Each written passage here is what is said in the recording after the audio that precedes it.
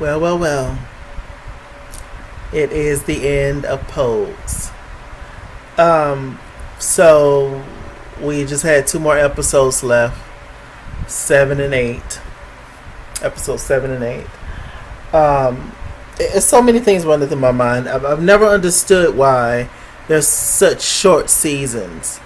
I feel like after a season one of a new show, and let's say it's successful, it's a hit, or it ended up getting a season two somehow.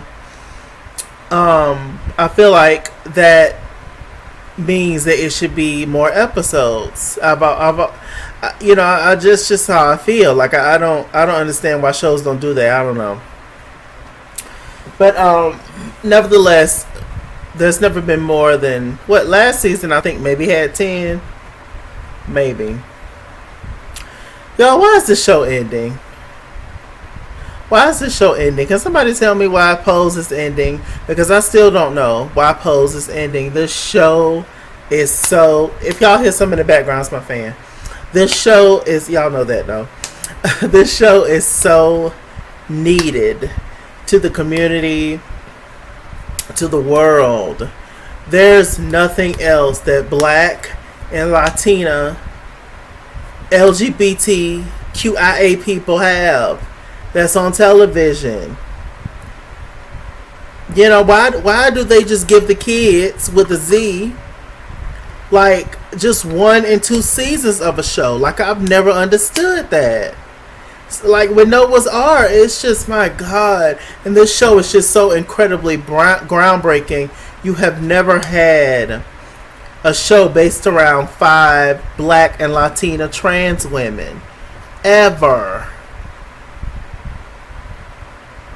And this show is bringing on like a lot of different kinds of actors, other LGBT actors, giving them a shot to show their acting skills.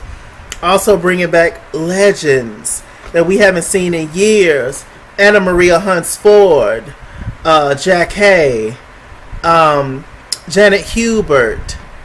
The first Aunt Viv from Fresh Prince. Like, it's giving all these people, like, jobs. Not saying they're not working or whatever, but I'm just saying, like, it's giving them... It's just so much that can be done with this show. I'm so disappointed. I'm so disappointed this show is ending. It's heartbreaking, actually. It truly is. The acting is so good. The acting is so good. These people have... Most of these folks are fresh. Like, they haven't even been acting that long. But the show is...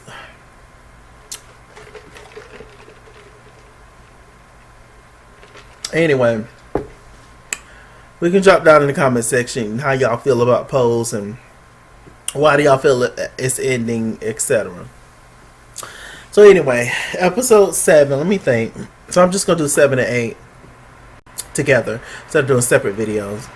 You already know what the glitches give, child. I'm just gonna stop talking about it one day. Hell, one day there won't be any glitches on the video. One day, but right now we're gonna glitch it up, okay?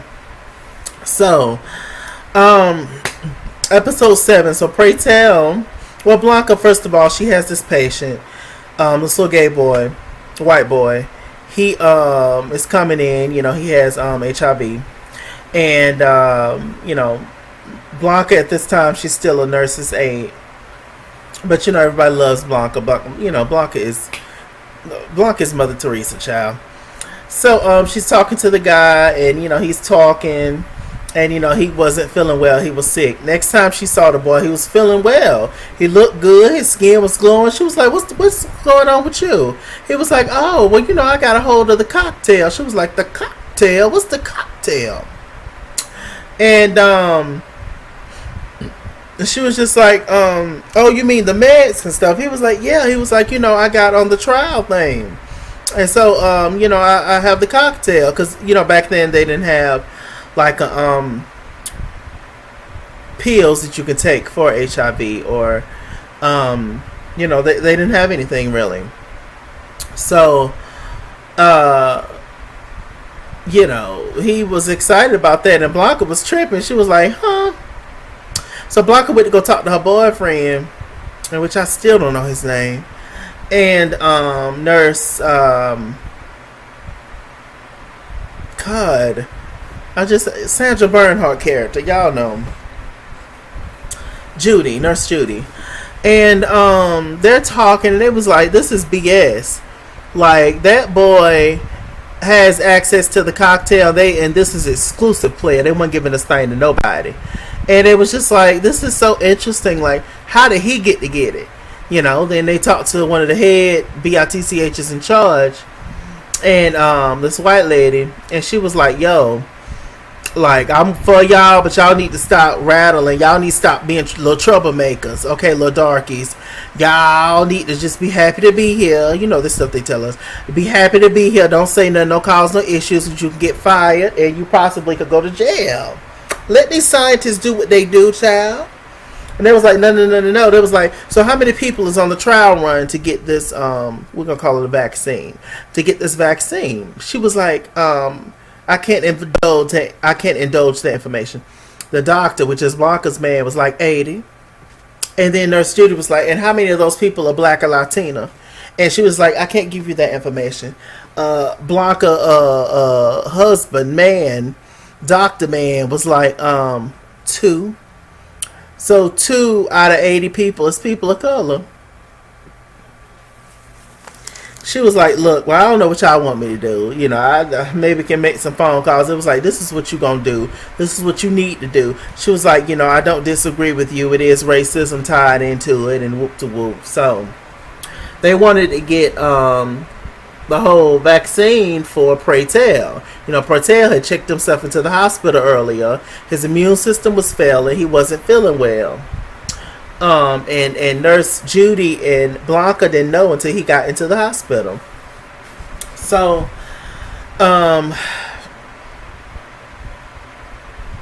Blanca's boyfriend was like, look, we want it for Pratel.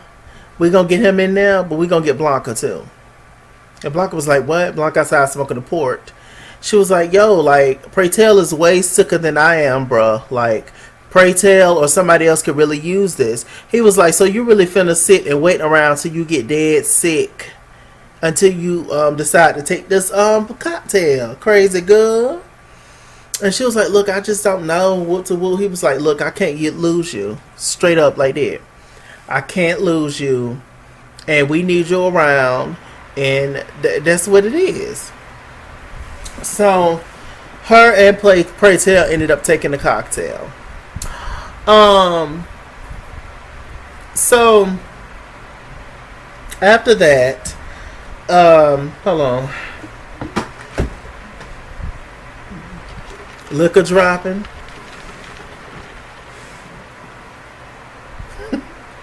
Y'all quit.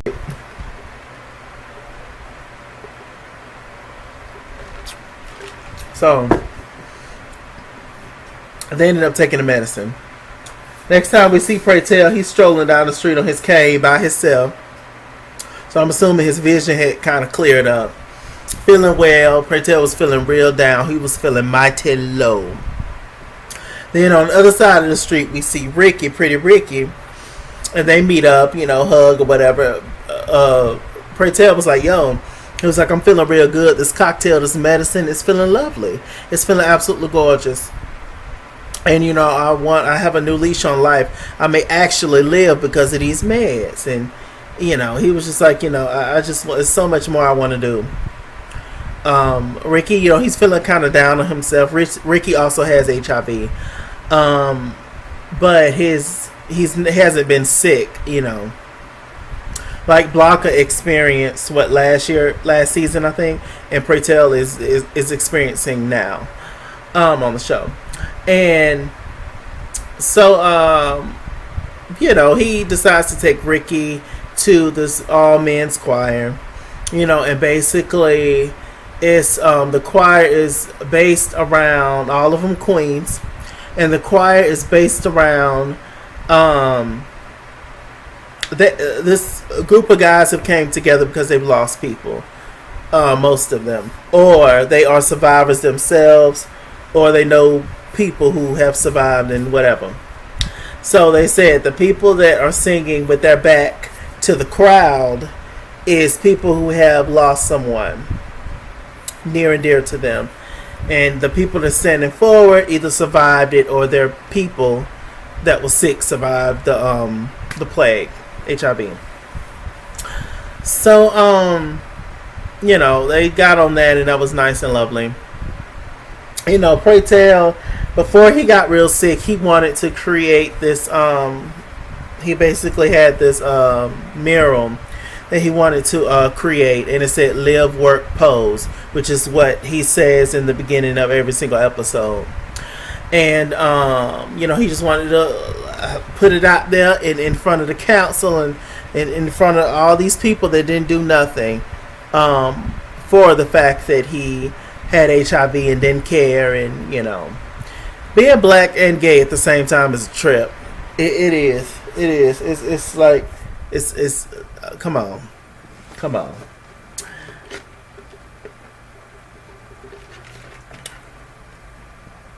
I like lemonade, but did lemonade make y'all throat dry?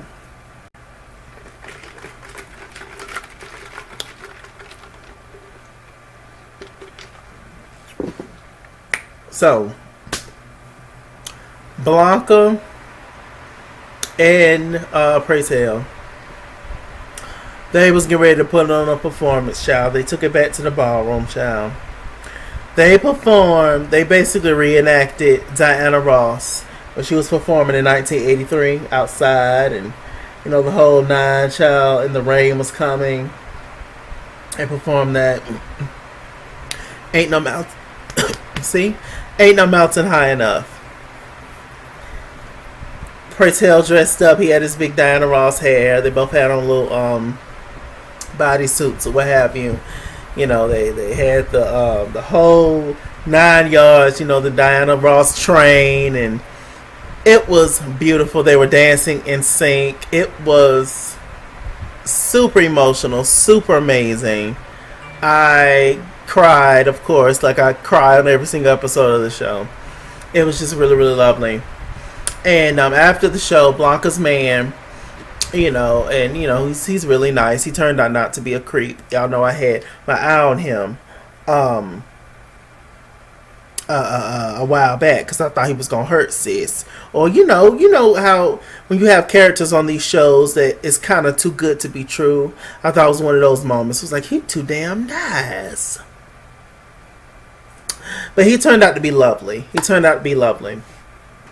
And Pray Tell and Blanca, they embraced, and it was something about this moment that was just odd to me. It was really odd.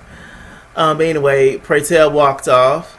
They showed him sitting in front of the mirror like Viola Davis, taking off his makeup, and he started crying. And then he walks back into his room and goes to sleep. Next thing we see is Ricky knocking on the door. He has no idea where Pray Tell is, so he goes back to Pray Tell's bedroom. Pray Tell is laying in the bed, not breathing.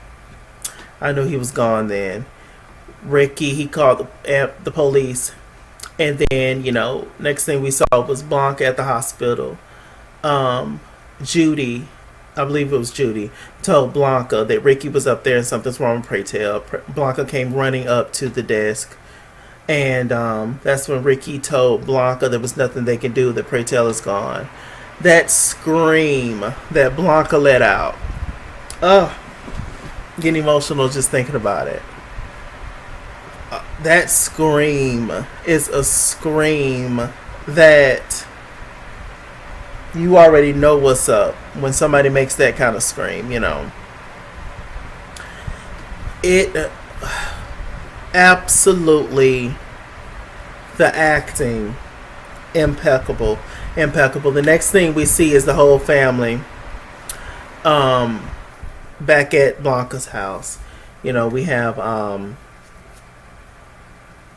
Blanca, we have Angel, Poppy, Ricky, Electra, and Lulu.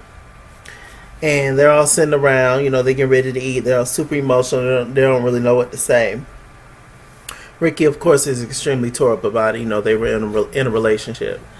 Um, so as they were talking, they were trying to figure out. It was like, yo, the meds are working because Blanca's taking these same meds.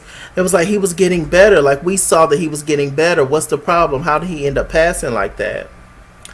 And well, they was like, well, maybe he got a second dosage, or he got more pills, or something. Because Ricky was like, yeah, I mean, I ended up getting a hold of the meds. So I thought that Pray Tell had more. And then Ricky was like, yo, yo, yo. And then he got upset and started crying. I knew instantly then. Pray Tell gave Ricky his meds that he was taking to stay alive. So that Ricky can stay alive. So that's why Pray Tell ended up, as soon as he was up, he went straight down. Because he no longer took his meds because he gave them all to Ricky.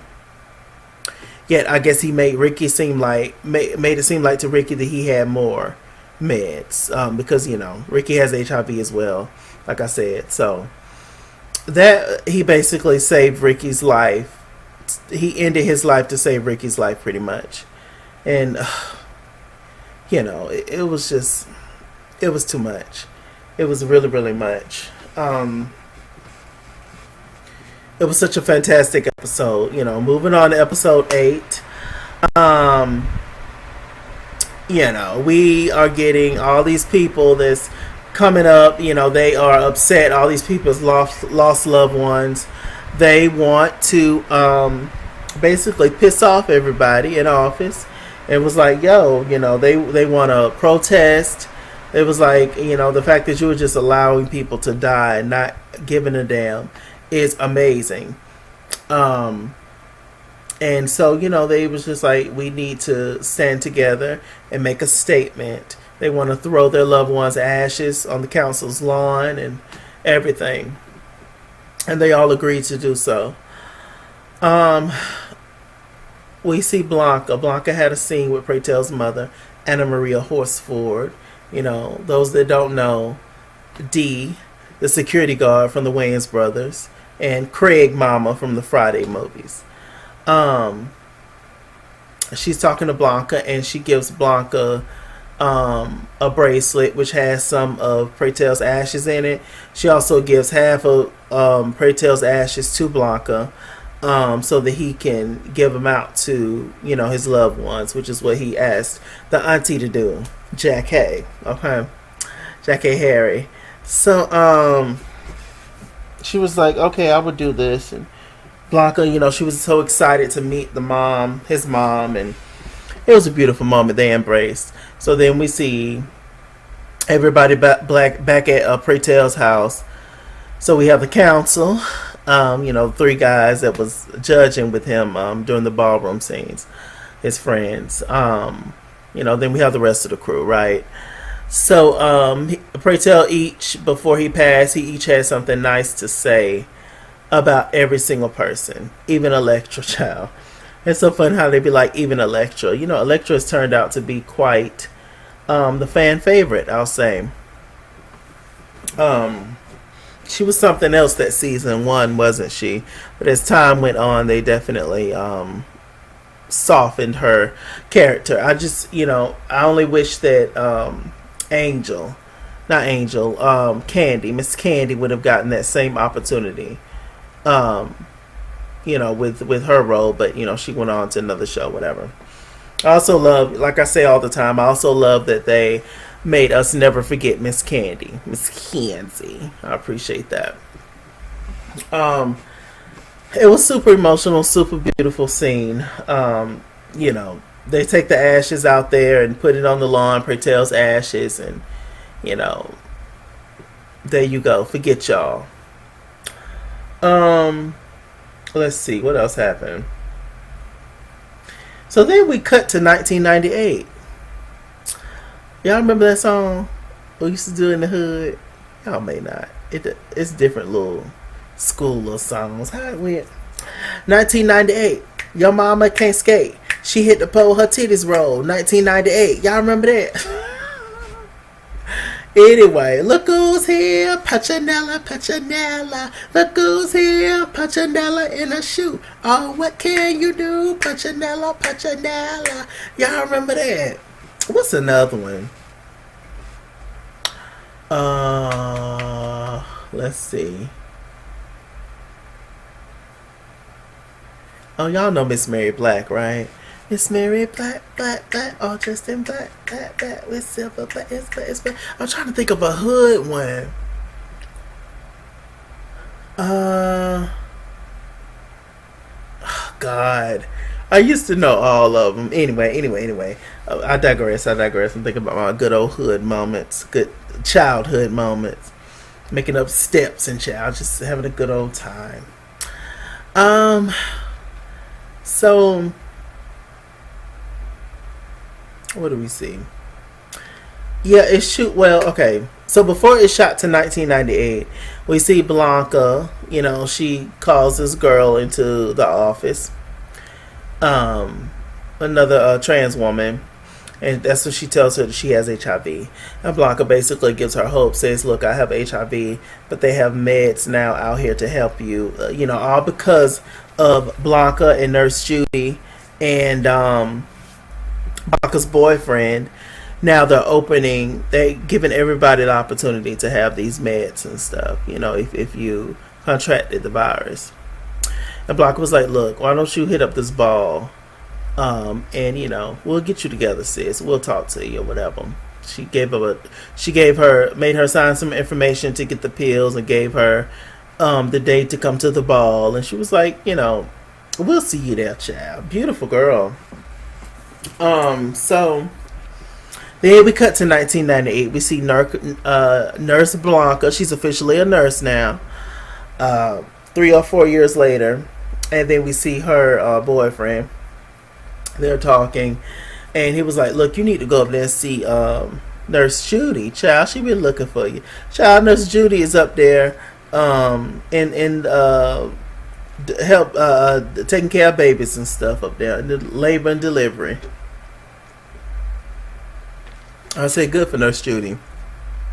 She was talking about at the ward that she was working on, which is the same floor but different stuff. Her seeing so many sick people that contracted the virus come in there, and dying on her, just hundreds of people, just super depressing. I could imagine.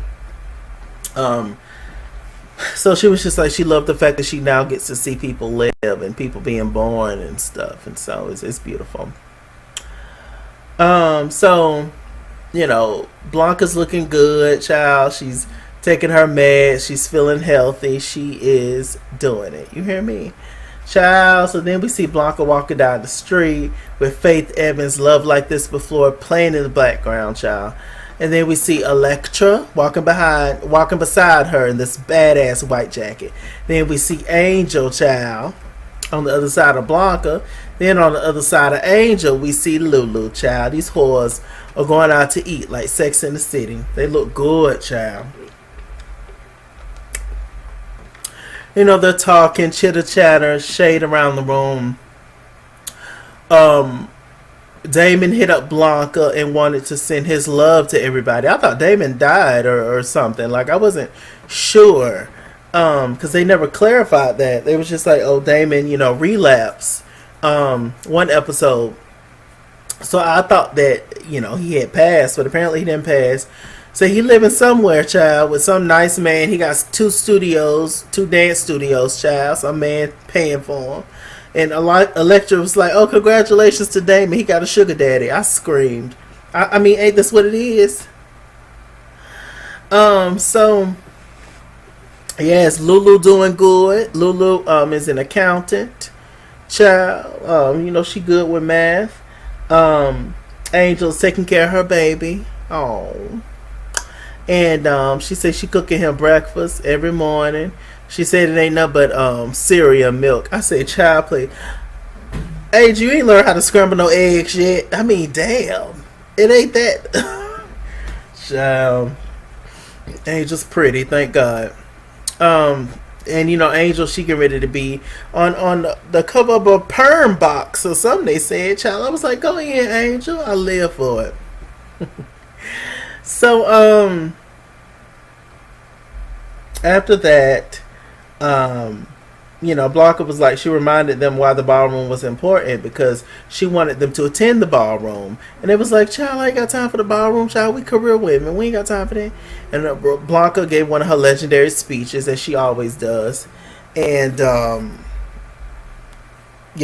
one thing that stood out to me with what Blanca said was that she said that, she don't really believe in happiness, like for a lifetime.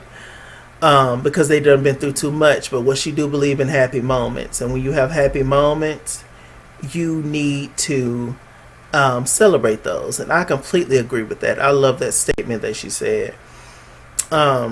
Because life, as long as you're living, life is going to continue to take you through stuff, and everything is not going to be fun. Everything is not going to be good or happy or any of that. But when that rain is over, then the sun come back out again. It's time to celebrate a little bit, because Lord knows you never know when that next storm is coming. So I definitely appreciate that. We get to the ballroom scenes. The House of Evangelista has evolved. They have a whole new slew of girls in there. Ricky is like the leader, along with Blanca. So they're running the House of Evangelista. It was lovely. We meet the new girls. They're cute. So then we see Mother Electra. Oh, we saw Lamar too voguing to Deborah Cox. Nobody's supposed to be here. A dance version. And we see Electra. Child. Electra comes to the ball. Child. I introduce Electra, and she's there to give out the Legend Award. And the legend, finally, is Mother Blanca Evangelista. So then they turn around and we see Angel, and we see Papi, and we see Lulu. And, it's just beautiful. It's just beautiful. Like I said, I'm not sure why Damon was not on this season, really. I'm not sure what happened with that, but, put that in the box below as well if y'all know. I think his real name is Ryan Jamal. Ryan Jamal Swain. But yes, and then we see the new Evangelista, the girl that Blanca, helped, and who has HIV and everything. And she came in. She's going to be in the House of Evangelista. The final scene was Blanca was walking out. She kept hearing Pratel's voice. And Blanca was walking out of the ballroom, and this other girl who's a house mother, she was just like, yo, Blanca, we lose every single time. Like, what's going on? Like, why we keep losing? I kind of want to give up. Blanca was just like, you don't give up. You're going to keep losing. You're going to keep going through stuff. But you don't give up, whore. That's not what you do. And you see those people behind you over there, they count on you. So you just need to get better and better and keep going. And when you do win, I'm going to be right there cheering you on. Now put this cigarette out. Now. So, she received that, of course. And legendary. Then Blanca walked off with Whitney Houston, Your Love Is My Love, playing in the background. Oh my God. It's so good.